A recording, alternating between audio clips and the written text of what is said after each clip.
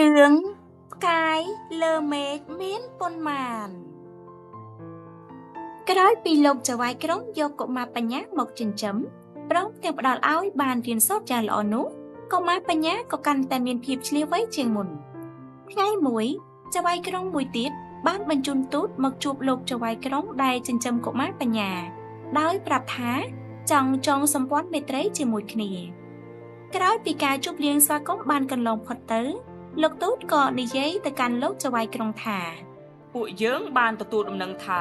ក្រុងរបស់លោកជាក្រុងសបោសប្បាយបំផុតហើយលោកចៅហ្វាយក្រុងក៏ជាមនុស្សឆ្លៀសវៃដែរមានគុណធម៌ខ្ពស់និងមានកេរ្តិ៍ឈ្មោះល្បីរន្ទឺនៅសពទិសទីទើបលោកចៅហ្វាយក្រុងរបស់ខ្ញុំបញ្ជូនឲ្យមកសុំលោកជួយដោះស្រាយប្រស្នាមួយខ្ញុំគិតថាវាមិនហួសពីបញ្ញារបស់លោកម្ចាស់នោះទេចៅហ្វាយក្រុងសួរទៅទូតក្រុងផ្សេងតើប្រស្នាអ្វីទៅសូមនិយាយមកចោះលោកចៅហ្វាយក្រុងខ្ញុំគាត់ចង់ដឹងថាតើផ្កាយនៅលើមេឃមានប៉ុន្មានដួងសង្ឃឹមថាលោកម្ចាស់នឹងជួយរកចម្លើយឲ្យគាត់បាន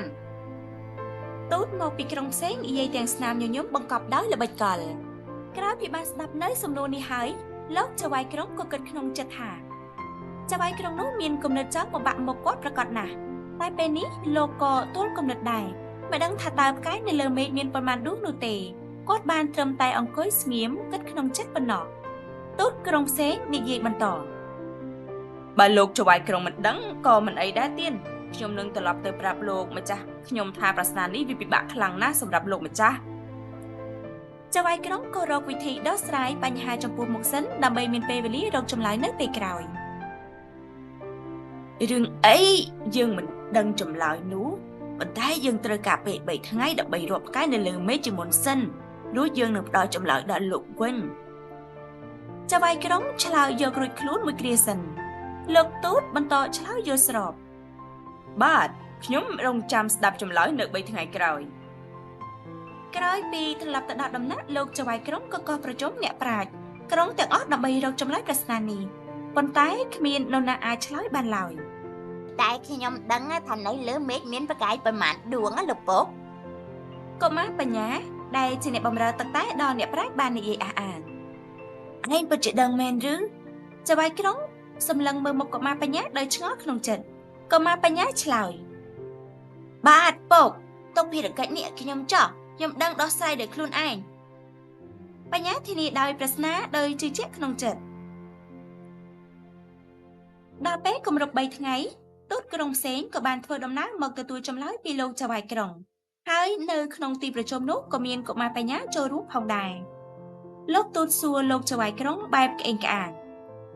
យ៉ាងម៉េចដែរលោកម្ចាស់រកឃើញចម្លើយហើយឬនៅថាតើផ្កាយនៅលើមេឃមានប៉ុន្មានដួងដែរប្រស្នានឹងមិនចាំបាច់ដល់ថ្នាក់លោកចៅហ្វាយក្រុងឆ្លើយនោះទេត្រឹមតែក្មេងដូចជារូបខ្ញុំក៏អាចឆ្លើយបានដែរកុមារបញ្ញានិយាយដោយក្លាហានលោកទូតងាកមកមើលកុមារបញ្ញារួចតបទៅវិញពិតឬអាល្អិត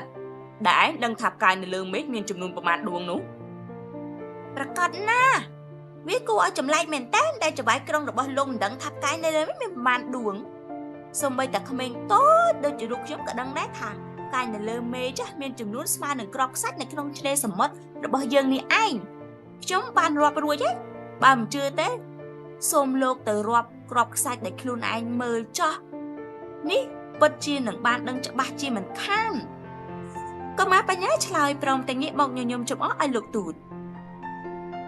ពេលបានលើកុមារបញ្ញាឆ្លើយដូចនេះលោកចៅហ្វាយក្រុងក៏សើចយ៉ាងខ្លាំងដោយក្តីរីករាយគាត់ក៏បានប្រគល់រង្វាន់ឲ្យកុមារជាច្រើនផងដែរឯលោកទូតវិញប្រញាប់រត់រះត្រឡប់ទៅក្រុងរបស់ខ្លួនវិញយ៉ាងអាម៉ាស់បំផុតដោយសារតែការចង់បំបាក់មុខអ្នកដទៃបែរជាមកចាញ់ប្រាជ្ញារបស់ក្មេងល្អិតដូច្នេះសម្រាប់គតិអប់រំក្នុងរឿងនេះអ្នកដែលមានបញ្ញាហើយប្រើប្រាស់បញ្ញានោះទៅតាមផ្លូវដ៏ត្រឹមត្រូវតែងទទួលផលប្រយោជន៍ពីបញ្ញានោះ